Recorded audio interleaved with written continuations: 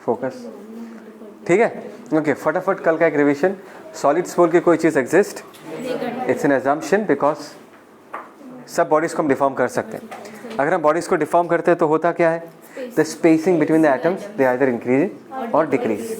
और एटम्स के बीच का जो बॉन्ड्स है उनको हम कैसे ट्रीट करेंगे, just like a spring, right. तो अगर दो एटम्स पास हो जाएंगे तो उनके अंदर का जो बॉन्ड है जो कि एक्चुअली स्प्रिंग जैसा बिहेव कर रहा है, वो दोनों एटम्स को बाहर की तरफ पुश करेगा। इस पुश को हम रेस्टोरिंग फोर्स बोलते हैं, राइट। जब हम इस डिफॉर्मिंग फोर्सेस को हटा देंगे तो ये जो रेस्टोरिंग फोर्स, ये जो पुश है, ये क्या करेगा, फिर से दोनों एटम्स का अपने प्रीवियस लोकेशन में लेके चले जाएंगे।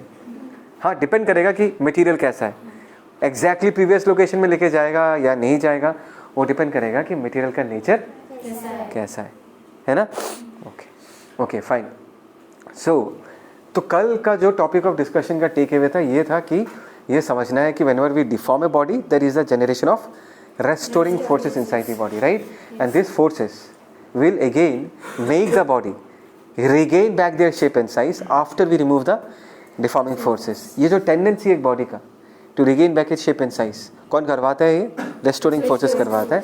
इसी phenomenon को हम क्या बुलाते हैं? We call it elasticity, right? So we have got this perfectly elastic bodies जिनके बारे में हमने पहले भी डिस्कस किया है ना, कि एक बार हमने इसको डिफॉर्म किया तो वो पूरा का पूरा अपना शेप एंड साइज रिकवर कर लेता। और मैंने एक आटे का गोले का एग्जांपल भी दिया था कि उसको अगर एक बार डिफॉर्म कर दोगे तो वैसे रह जाएगा, उसको हम परफेक्टली प्लास्टिक बॉडी बुलाते हैं, ठीक। Okay fine. आज जो हम डिस्कस करेंगे वो ये डिस्कस करेंगे कि अगर किसी बॉडी के शेप एंड साइज को बिगाड़ना है, उसको डिफॉर्म करना है, तो कितने तरीके से एक बॉडीज को डिफॉर्म किया जा सकता है। What are the 3 different ways? In fact there are 3 different ways of deforming a body. Is that clear? तो हमारे पास एक लीनियर बॉडी है, just in the shape of a cylinder. Linear मतलब लंबा है, राइट। हमारे पास एक वॉल्यूमेट्रिक बॉडी है, वॉल्यूमेट्रिक मतलब वॉल्यूम है उसके पास, स्पेयर के शेप में बनाया मैंने। और दूसरा फॉर एग्जांपल हमारे पास एक क्यूबॉइड शेप ऑफ स्ट्रक्चर है, ठीक है ना। और ध्यान से देखो, हम तीनों में फोर्सेस लगाया मैंने। बीच वाले में प्रेशर लगाया, pressure is nothing but force per unit area, ठीक है ना। Okay fine. So in this case ध्यान से देखना, अभी यहाँ पर जो हम डिफॉर्म कर रहे हैं, इन 3 कैटेगरीज में जो हमने बांटा है, किस बेसिस पे बांटा है, that is the important thing that we need to understand. कि सर आप ये कह रहे हो कि ये अलग एक है, ये अलग एक तरीका, ये अलग एक तरीका है, तो आपने किस बेसिस पे इन कैटेगरीज को डिफरेंशिएट किया? मैंने डिफरेंशिएट किया basis on the direction of force, force किस तरफ लग रहा है और वो क्रॉस सेक्शनल एरिया के साथ कितना एंगल बना रहा है। फोर्स किस तरफ लग रहा है और वो क्रॉस सेक्शनल एरिया के साथ कितना एंगल बना रहा है। Is that clear? Now if you see the first case, this is in the shape of a rod. Rod को पकड़ के हमने दोनों तरफ से खींचा, जस्ट लाइक दिस। फैन का जो हैंडल है, ऊपर वाला जो शाफ्ट है फैन का, ऊपर वाला शाफ्ट, सिलिंड्रिकल शाफ्ट, तो फैन का तो वेट है, तो शाफ्ट को नीचे की तरफ खींचा जा रहा है। शाफ्ट नीचे आना चाहता है, लेकिन सीलिंग उस पर ऊपर की तरफ फोर्स लगा के रखा है। फील आया? हाँ, तो कुछ ऐसे केस के बारे में बात कर, तो ऊपर भी फोर्स लगा, नीचे भी फोर्स लगा। ध्यान से देखो, यहाँ पर जो फोर्स है that is perpendicular to the cross sectional area, correct? That is perpendicular to the cross sectional area. और इंपॉर्टेंट चीज क्या है, देखो, this force is acting along the length of the rod. Force का जो डायरेक्शन है that is along the length of the rod, right. तो इस तरीके के फोर्स से अगर मैं किसी रॉड को खींचूं, what will happen to the length of the rod? Under the action of such kind of forces, the length of the rod is going to increase. Correct? Let me take the example of this pillar. ये भी एक rod kind of structure है। देखो, ऐसे force को हम tensile force बोलते हैं। टेंसाइल मतलब खींचने वाला फोर्स। लेकिन ये भी तो एक लीनियर ऑब्जेक्ट है, ये सीलिंग को सपोर्ट कर रहा है। तो सीलिंग इस लीनियर ऑब्जेक्ट पे फोर्स किस तरफ लगा रहा है? नीचे की तरफ। मतलब अगर मैं डायग्राम में बनाना चाहूँ तो एफ का डायरेक्शन में नीचे की तरफ दूंगा, और ज़मीन जो है इस पिलर को किधर फोर्स लगा रहा है? ऊपर की तरफ। तो ऐसा ही फोर्स बनाऊंगा लेकिन ऊपर की तरफ। लेकिन दोनों का जो इस वाले एग्जाम्पल का और पिलर वाले एग्जाम्पल में पूरा का पूरा सिमिलरिटी है, सिर्फ फोर्स का डायरेक्शन बदला है, otherwise everything else is same. इस केस में भी फोर्स कैसा है? Perpendicular to the cross sectional area. इस केस में भी फोर्स किस तरफ लग रहा है? Along the length of the pillar. Do you agree with this? इस केस में भी यही है। तो ये वाला केस और ये वाला केस एक ही कैटेगरी में आएगा। इस फोर्स को अगर हम टेंसाइल फोर्स बोलते हैं, इस फोर्स को हम कंप्रेसिव फोर्स बोलेंगे। अरे हाँ कुछ तो बोलो, क्या बोलेंगे? Will call it as compressive force. इसमें रॉड का लेंथ बढ़ता है, यहाँ पर पिलर का लेंथ घटेगा। Change in length is negative, change in length is positive in this case. Is that clear? Okay, then you will see the next diagram. और तुम मुझे बोलोगे सर इसमें भी तो फोर्स क्रॉस सेक्शनल एरिया के परपेंडिकुलर ही है। नहीं आया समझ में? दिस इज ए स्फीयर, यहाँ पर छोटा सा एक एरिया का पैच इमेजिन करो, एरिया का पैच, एरिया का टुकड़ा, पढ़ा है ना ये सब, राइट? अगर मैं एक एरिया का पैच इमेजिन करूंगा, इसका एरिया वेक्टर का डायरेक्शन किस तरफ है? कभी एरिया ये सुना कि एरिया एक वेक्टर क्वांटिटी है? हे भगवान, नहीं चाहिए। ये एक पैच है, दिख रहा है patch, this is the area. ये डीपी प्रेशर है, फोर्स भी इसी तरफ होगा। अरे भाई तुमने एक बलून को लेके पानी में डुबा दिया, this is a balloon which is immersed inside water. तो बच्चे में पढ़ा होगा ना तुमने 9-10 में, फ्लूइड मैकेनिक्स। फोर्स किधर लगता है? Always perpendicular to the surface, pressure is always perpendicular to the surface. ये लाइन तो याद होगा। हाँ, तो वही तो बता रहा हूँ मैं फिर से, यही केस है। देखिए यहाँ पर जो फोर्स है that is perpendicular to the surface. Is that clear? तो इसमें और इसमें क्या अलग हुआ? यहाँ पर भी तो फोर्स परपेंडिकुलर टू सरफेस है, यहाँ पर भी फोर्स परपेंडिकुलर टू सरफेस है, लेकिन दोनों में ये डिफरेंस है कि यहाँ पर हर जगह पर फोर्स लग रहा है। Force is perpendicular everywhere. लेकिन भाई रॉड के केस में सिर्फ क्रॉस सेक्शनल एरिया के ऊपर ही फोर्स लग रहा है, सिर्फ उसी जगह पर फोर्स लग रहा है। लेकिन if I imagine A balloon और ए फुटबॉल जिसको हमने पानी के अंदर डुबा दिया, तो पानी तो प्रेशर लगाता है, पानी फोर्स लगाता है, और हमने छोटे से ही यही सीखा है कि प्रेशर जो है that is always perpendicular to the surface. तो ये वाला केस अलग है, बिकॉज इस वाले केस में फुटबॉल के हर जगह पर फोर्स लग रहा है, और फुटबॉल के हर जगह पर फोर्स जो है that is perpendicular to the surface. Feel आया? समझ में मैंने क्या कहा? डिफरेंशिएशन समझ में आया दोनों में? अच्छा, ये जो तीसरा केस है तो बढ़िया केस है, ये तो एकदम अलग ही केस है। जस्ट इमेजिन ए रबर बड़ा सा एक, जिस इरेजर को इमेजिन करो, ये तुम्हारा इरेजर है, और इरेजर का जो बॉटम पोर्शन है उसको हमने सुपर ग्लू से टेबल में चिपका दिया, राइट? सुपर ग्लू नहीं देखा, बहुत टाइट वाला जो ग्लू, मैंने इसलिए फिक्स लिख के रखा। Is that clear? किसी के पास कोई बड़ा रबर है जिसको मैं डेमो दिखा सकता हूँ? इससे बड़ा? ओके फाइन, ये हो गया रबर, ठीक है ना? और मैंने नीचे वाले पोर्शन को पकड़ के रखा टू रिप्रेजेंट दैट बॉटम वाला पोर्शन क्या है? फिक्स्ड। अभी अगर मैं इस पे फोर्स ऐसा लगाऊं, ऐसा, ये जो है ये हो गया घिसने वाला फोर्स, ये हो गया दबाने वाला फोर्स, ये हो गया खींचने वाला फोर्स। खींचने वाला फोर्स, दबाने वाला फोर्स इज फर्स्ट कैटेगरी। यहाँ पर फोर्स का डायरेक्शन देखो, ये घिसने वाला फोर्स है, this is a sliding force. कभी कभी हम कहते हैं this force is tangential to the surface. Terminology समझ में आ रहा है? Different words can be use. This force is what tangential to the surface. अभी अगर मैं इस पे ऐसा फोर्स लगाऊंगा, देखो ये आगे की तरफ टिल्ट कर रहा है, नहीं कर रहा? कर रहा है ना? क्या कर रहा है? कर रहा है, नहीं कर रहा? इसको हम बोलते हैं शेयरिंग। शेयर वर्ड समझो, क्या बोलते हैं हम? शेयर करना। देखो इस पिक्चर को देख के भी तुमको समझ में आएगा। अगर मैं ऊपर पुश करूंगा तो ऊपर वाला लेयर, तुम इस पिक्चर को जब देखोगे ना तो लेयर बाय लेयर इमेजिन करो। जस्ट इमेजिन करो this is A stack of cards. कैसे इमेजिन करो? स्टैक ऑफ कार्ड्स, कार्ड्स नहीं है, इमेजिन करो। तो एक लेयर है, ये दूसरा लेयर है, ऐसे ऐसे लेयर्स है।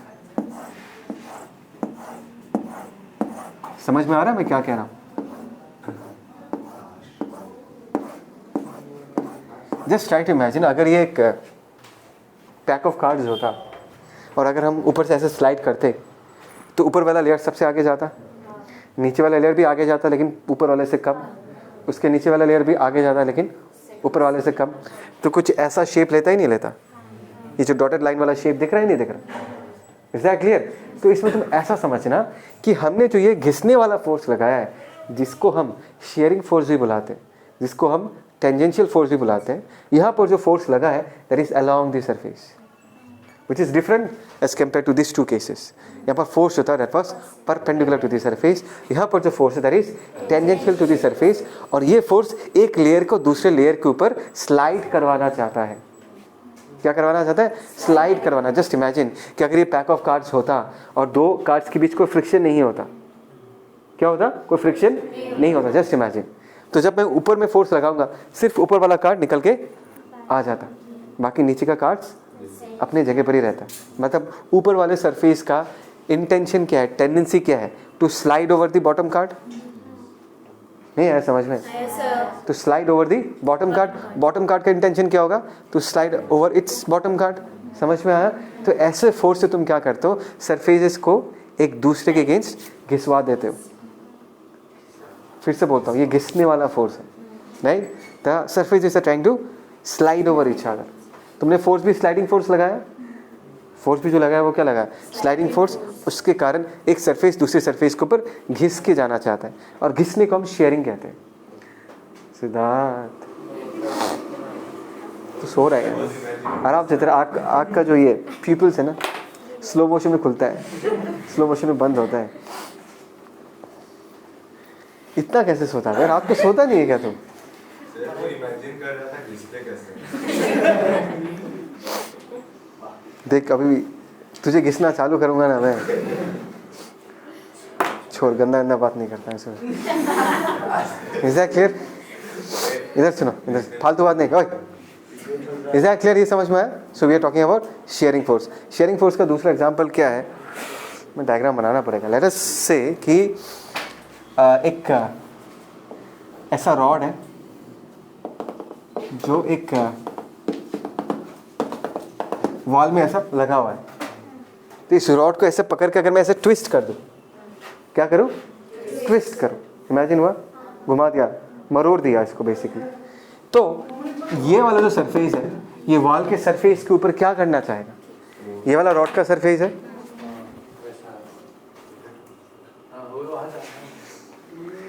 ये वाला रॉड का सरफेस है, मतलब रॉड का क्रॉस सेक्शनल एरिया ये वॉल के साथ कांटेक्ट में है। ट्विस्ट करूंगा तो क्या होगा, जस्ट इमेजिन, ऐसा घूमना चाहेगा ही नहीं चाहेगा? मैं नहीं कह रहा कि घूम जाएगा, मैंने पूछा उसके इंटेंशन क्या है, घिसने का इंटेंशन है। समझ में आया? तो एक लेयर दूसरी लेयर के ऊपर क्या करता है, चाहता है, घिसना चाहता है, और घिसने से हमेशा टेंजेंशियल फोर्स लगता है। देखो देखो देखो, इसको किसने घुमाया, मैंने घुमाया, मैंने घुमाया, लेकिन इस लेयर और इस लेयर के बीच भी तो फोर्स डेवलप होगा।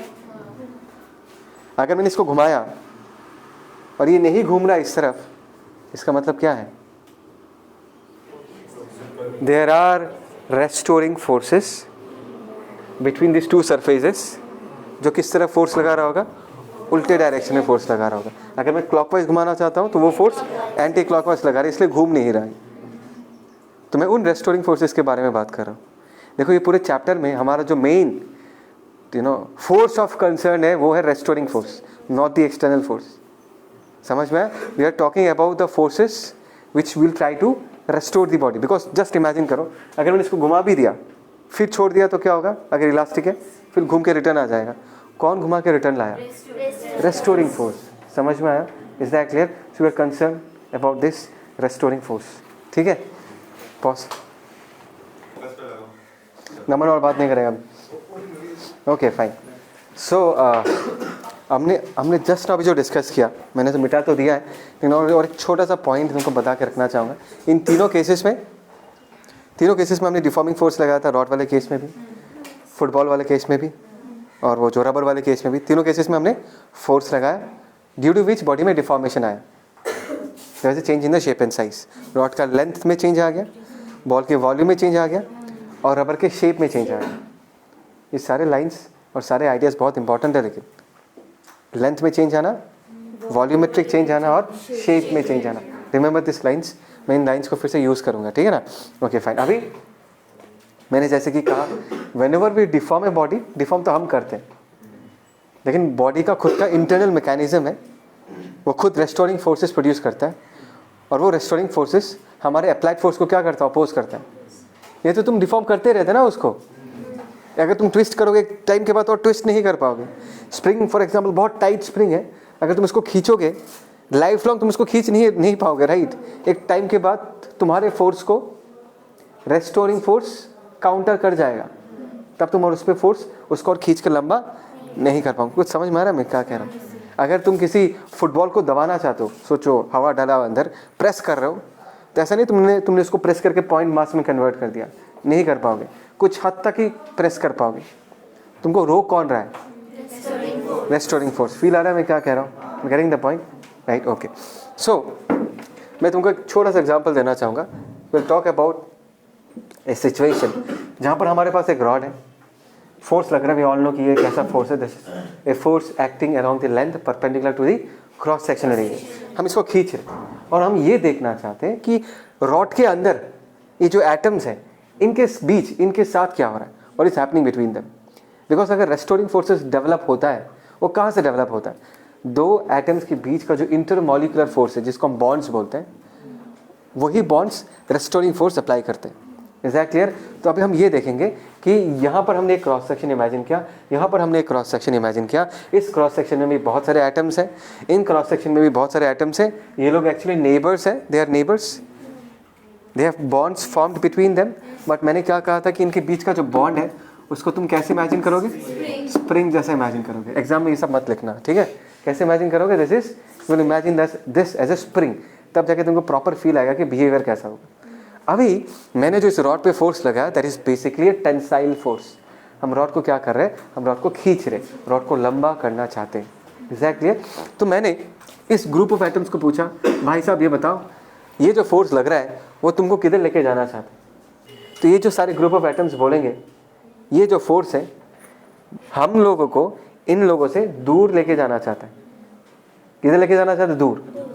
यही लाइंस ये भी बोलेगा, सर ये जो फोर्स है ये हम लोगों के ग्रुप को हमारे नेबर से दूर लेके जाना चाहते हैं। That means the spacing between the atoms, between this two layer of atoms is going to increase, which means the spring in between them, the intermolecular forces in between them, the bonds in between them is now going to produce a restoring force which will oppose the separation between the two layers. मतलब अभी इस group पे, ये वाला group इस वाले group पे इस तरफ फोर्स लगाएगा, अपने तरफ आगे मत जाओ, स्टे बैक, इस तरफ फोर्स लगाएगा। और ये वाला जो ग्रुप है इस वाले ग्रुप पे अपने तरफ फोर्स लगाएगा, बिकॉज इस ग्रुप का जो इंटेंशन है इधर जाने का, तो ये ग्रुप क्या करेगा? इस तरफ फोर्स लगाएगा। Is that clear? तो यहाँ पर एक फोर्स डेवलप हो जाएगा। तो इन फोर्सेस का जो रिजल्टेंट है उसी को ही हम क्या बुलाते हैं? We call it as what? Restoring force. Is that clear? कुछ बात समझ में? मैंने क्या कहा? अभी देखो, अगर मैंने यहाँ पर रेस्टोरिंग फोर्स का FR लिख दिया, ये भी FR ही होगा। एक्शन रिएक्शन भाई, Newton's third law, to every action there is equal and opposite reaction. पहले क्रॉस सेक्शन ने अगर दूसरे क्रॉस सेक्शन को FR से खींचा, तो दूसरा क्रॉस सेक्शन भी पहले क्रॉस सेक्शन को FR से ही खींचेगा। Is that clear? Now we all know कि एज बिकॉज रॉड पे in this case net force तो जीरो है, करेक्ट? नेट फोर्स क्या है? जीरो। अगर नेट फोर्स जीरो है तो अगर मैं सिर्फ इस हाफ का FBD को एनालाइज करूं, तो मैं ये कह सकता हूं कि जो F हमने एक्सटर्नल फोर्स अप्लाई किया, मुझे पता है कि रॉड मूव नहीं कर रहा है, तो रॉड का ये सेगमेंट भी मूव नहीं कर रहा होगा, मतलब ये सेगमेंट भी इक्विलिब्रियम में ही है। किस में है? इक्विलिब्रियम में ही है। इसका मतलब है the net force on the rod has to be equal to what? Zero. तो यहाँ पर हम लिख सकते हैं कि F बराबर क्या लिख सकते हैं? FR। That means in this case the external force is equal to what? Restoring force.